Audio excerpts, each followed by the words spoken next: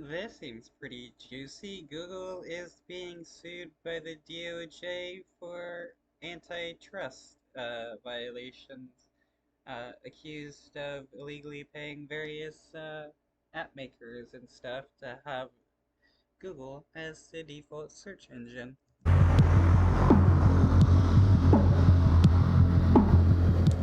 Well, the biggest U.S. antitrust trial gets underway today as the Justice Department takes on tech giant Google. The DOJ in 14 states accused the company of illegally limiting online search options. The outcome of this case could change the way big tech companies do business.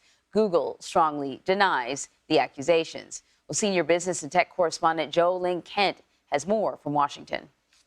My best friend. I love Google. Google's your best friend. Yes, Why? I mean, because literally we're walking right now trying to find a pizza place and I'm Googling it. When you search for something online, a lot of people call it the same thing. I Google weekly. I'm Googling everything. How often are you Googling stuff on your phone? Like 30 times, like every day. But now that popularity and how it came to be has landed Google, the company, in federal court. The Justice Department and more than a dozen states are taking on the tech giant in a landmark antitrust trial beginning today.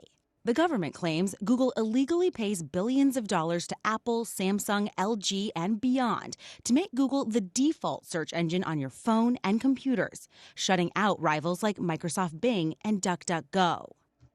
I mean, it's not too surprising that they would do something like this. How else do you maintain like power in a business structure or a corporate setting if you don't shut out your rivals in some way or make their influence weaker?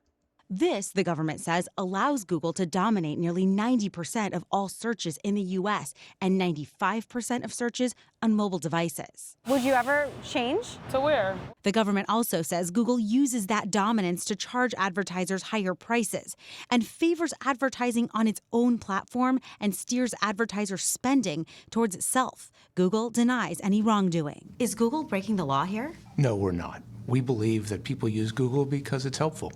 The case comes down to two important principles: competition and choice. Competition, you've never seen more choice, whether that's TikTok or Reddit or Amazon or Expedia.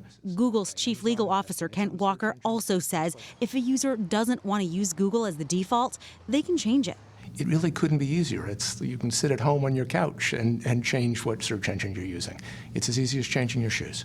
It's as easy as changing your shoes. Well, we see lots of people doing it. Is it easy? Definitely not.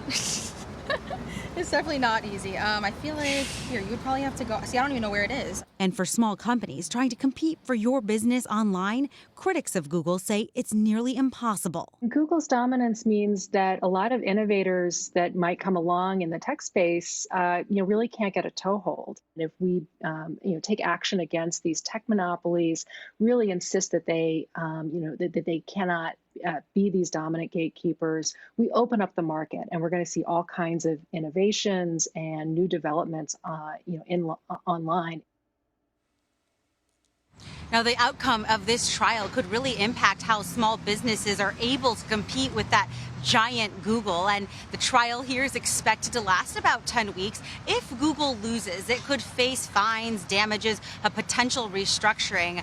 And if any of this sounds familiar to you, you might remember that Microsoft antitrust case was back in 1998, right? Well, it turns out that it's the exact same year a small fledgling little startup called Google was founded in a garage in Silicon Valley. And Anne-Marie?